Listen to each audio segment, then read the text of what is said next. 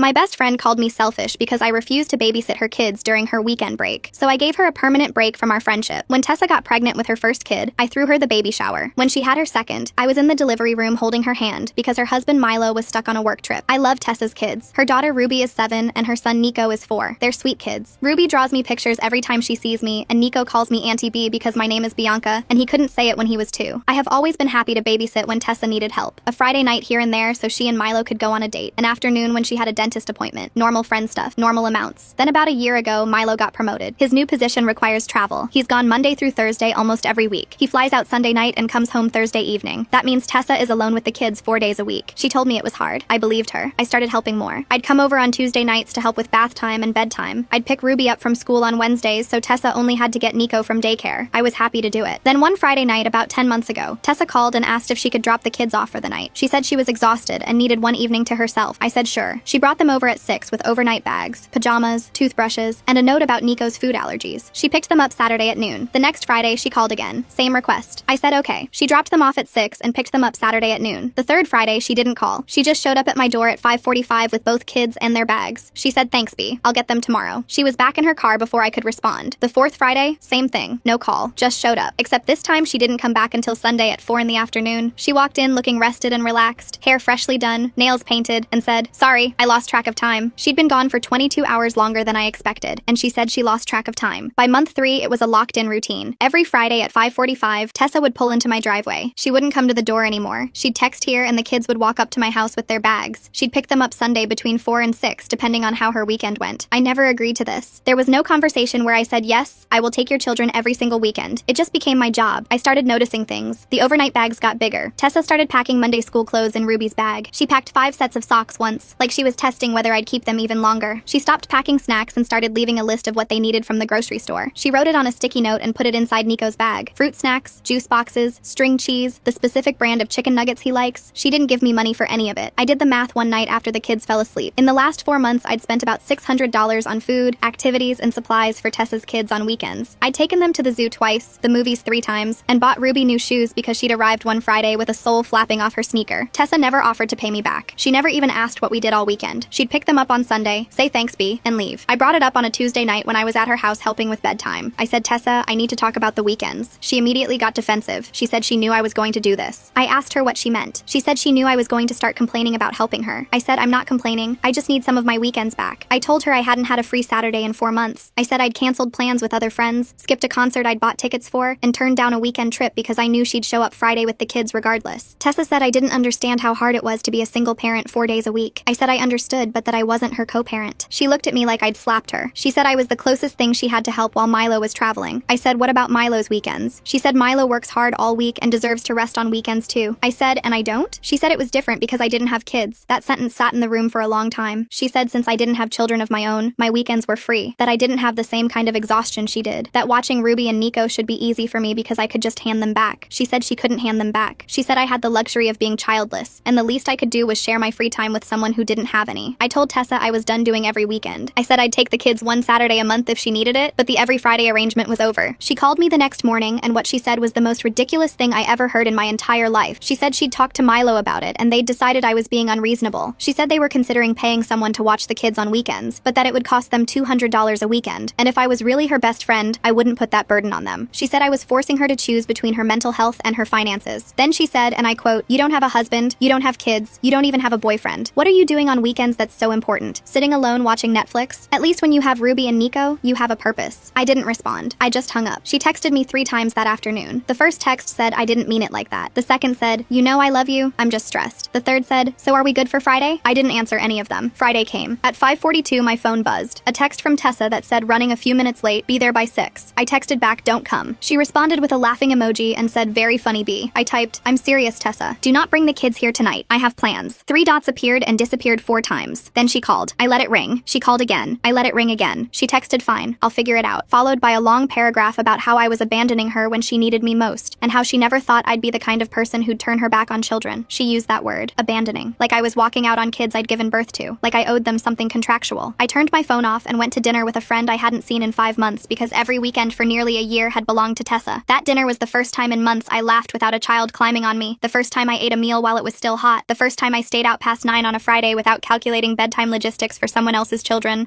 I didn't realize how much of myself I'd lost until I got a tiny piece of it back. Saturday morning, I turned my phone on and had 14 messages. 4 from Tessa, increasingly hostile. 2 from Milo, unusually polite, saying they'd appreciate it if I could reconsider and that the kids missed me. 3 from our mutual friend Gwen, asking what happened. 2 from another friend named Jada, saying Tessa had called her crying Friday night saying I'd abandoned the kids. She literally said abandoned, like they were at my doorstep and I'd closed the door. They were never here. I never agreed to take them. She just expected me to be available, and I wasn't. The last 3 messages were from Tessa's mother, Lorraine. Lorraine's first message was soft. Honey, Tessa tells me there's been a misunderstanding. Can you call me? Her second message was less soft. I don't know what happened between you girls, but Tessa is very upset and the children are confused. Her third message was a paragraph long and ended with, I always thought you were like family, Bianca. Family doesn't just walk away. I sat with my coffee and read every message twice. Not one person asked me how I was doing. Not one person asked for my side. Not one person said, hey, is everything okay? Did something happen? Are you all right? Every single message was about Tessa, how Tessa was struggling, how Tessa was crying, how the kids were confused, how I was the problem. I responded to Gwen first because she was the most reasonable. I said Tessa has been dropping her kids at my house every Friday without asking and picking them up Sunday. This has been going on for 10 months. I've spent over $600 of my own money. I asked for a break and she called me selfish and said my weekends don't matter because I don't have kids. Gwen's response came 20 minutes later. She said, oh. Then she said I had no idea it was that much. I didn't respond to Milo. I didn't respond to Lorraine. I didn't respond to Tessa. I needed space to figure out what I actually wanted from this friendship because I was starting to realize the answer might be nothing. Monday came and Tessa sent me a voice memo. It was 4 minutes long.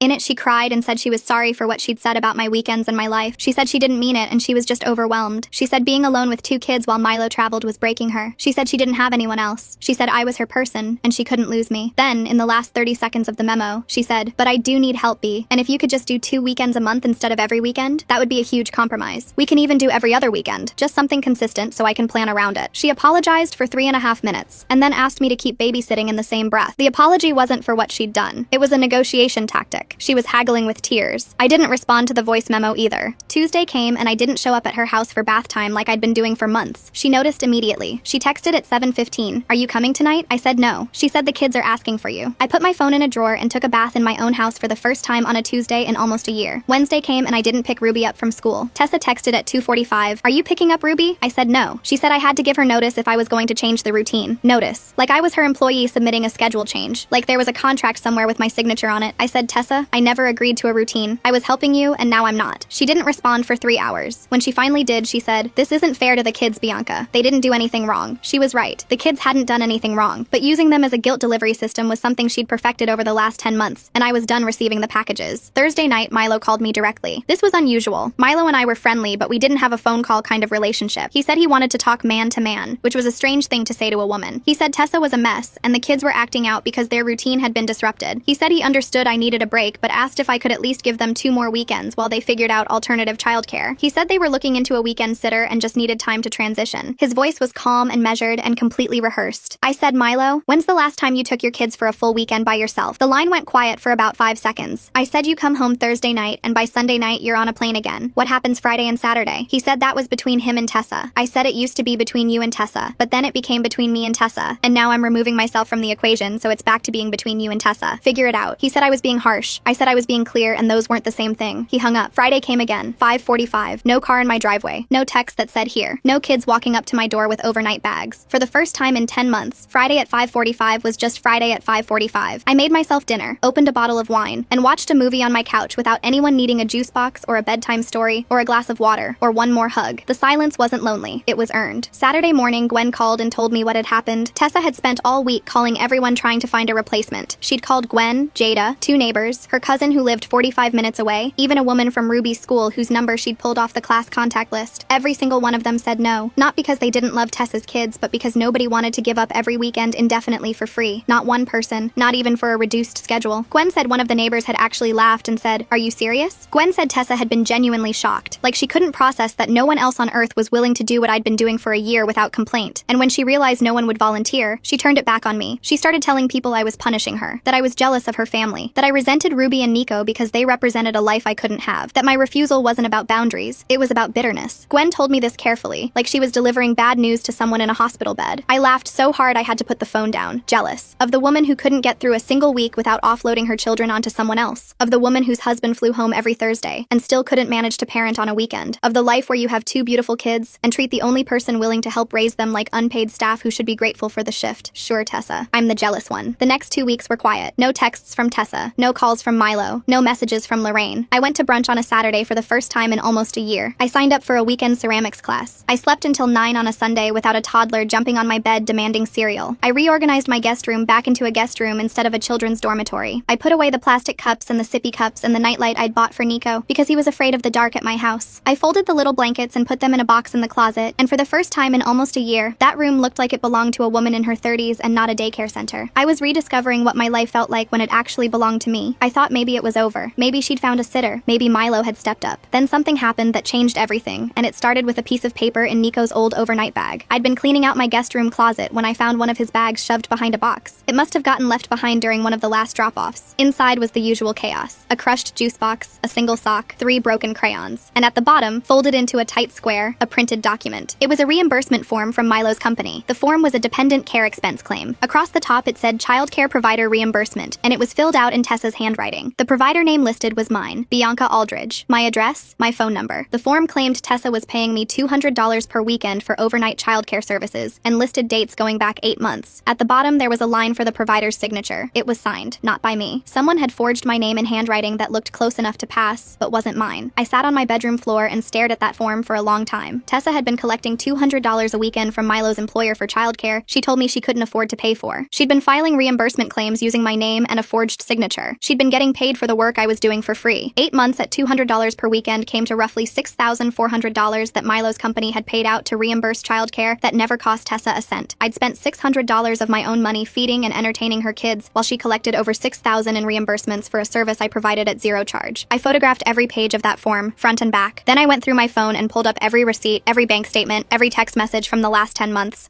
I'd been keeping loose records already because something about the arrangement had always felt off, like I knew on some level that Tessa's version of events and reality were 2 different documents. I called Gwen that night and told her what I'd found. She went completely silent for about 15 seconds. Then she said, "B, that's fraud." I said, "I know." She said, "What are you going to do?" I said I didn't know yet, but I did know. I just needed a day to make sure I wasn't acting out of anger. I gave myself the weekend. I went to my ceramics class Sunday morning and made a lopsided bowl and thought about Tessa forging my name on a corporate document. I went for a long walk and thought about her telling me she couldn't afford a $200 a weekend sitter, while she pocketed exactly that amount in reimbursements for the sitter she already had for free. I thought about every sticky note in Nico's bag listing groceries I was supposed to buy with my own money, while she cashed checks with my name on them. By Monday morning, the anger had settled into something quieter and more focused. I wasn't furious. I was finished. I drafted a letter addressed to the benefits fraud department at Milo's company. I included copies of the reimbursement form, my bank statements showing no incoming payments from Tessa or Milo at any point, screenshots of text messages proving the arrangement was unpaid, and a clear statement that I had never signed any provider agreement and that the signature on the form was forged. I didn't threaten. I didn't editorialize. I just presented the facts and let the document speak. Before I sent it, I texted Tessa one last time. I said, "I found the reimbursement form from Milo's company in Nico's bag. You've been claiming $200 a week for childcare you never paid for using my name and a forged signature. You have 48 hours to report this to Milo's HR department yourself. If you don't, I will." She read the message at 2:14 p.m. She didn't respond for 6 hours. When she finally did, it was a wall of text. She said it wasn't what it looked like. She said Milo's company offered the benefit and she'd applied thinking she would eventually start paying me and just hadn't gotten around to it. She said the signature wasn't forgery, it was a placeholder. She said I was blowing this out of proportion and that if I reported it, Milo could lose his job and the kids would suffer, and did I really want that on my conscience? She asked me if I wanted 2 children to suffer because of paperwork. Paperwork. She called forging my name on a corporate fraud document paperwork. I didn't respond. I gave her the 48 hours. She didn't contact HR. I know because I called Milo's company Wednesday afternoon and spoke to someone in benefits. I explained who I was and that my name had been used on reimbursement claims I never authorized. The woman on the phone got very quiet and said she'd need to escalate immediately. I sent everything. The investigation that followed was not my problem, but through Gwen, who heard it from Jada, who heard it from Lorraine in a moment of panic, I learned the broad strokes. Milo's company launched a formal benefits fraud review. Milo was called into HR and told them Tessa handled all household paperwork, and he had no knowledge of the forms. The company didn't care whose handwriting it was. The reimbursements were issued under his employee benefits, and he was responsible for their accuracy. He was placed on administrative leave pending investigation. The travel stopped. The promotion that had started all of this, the one that sent him away 4 days a week and left Tessa alone with the kids and me holding the bag every weekend, that position was now in jeopardy. Tessa called me from a blocked number 2 weeks later. She was crying so hard I could barely understand her. She said I'd destroyed her family. She said Milo was furious. They were in counseling. He might lose his job entirely. And if the company pressed charges, she could face criminal fraud allegations. She said all of this happened because I couldn't just keep helping like a normal friend. I let her finish. Then I said, "You forged my signature, Tessa. You collected $6,400 using my name for work I did for free. immediately. You told me you couldn't afford childcare while you cashed reimbursement checks every 2 weeks. That's not a misunderstanding. She said I was heartless. I said I was accurate. She hung up. That was the last time we spoke. Through Gwen, I learned the company decided not to press criminal charges but terminated the benefit and required full repayment. Milo kept his job but was demoted to his previous position. No more travel. No more Monday through Thursday flights. He was home every night, which meant Tessa finally had the help she'd always had access to if she'd simply asked her own husband to be present instead of forging documents to profit off her best friend's free labor. Gwen said Tessa and Milo's marriage was barely surviving. She said they fought constantly about the money, about the forms, about whose fault it was that their entire financial arrangement had come apart because Tessa thought she was entitled to someone else's time and name and identity. Lorraine had moved in temporarily to help with the kids while they figured things out. Lorraine sent me a handwritten letter a few weeks later. She said she understood why I did what I did. She said she wished it had gone differently. She said the kids asked about me. At the bottom, she wrote, "You were a better friend to my daughter than she deserved. I'm sorry she couldn't see that." I read the letter once, folded it back into the envelope, and put it in my desk drawer next to the empty folder where the reimbursement form used to be.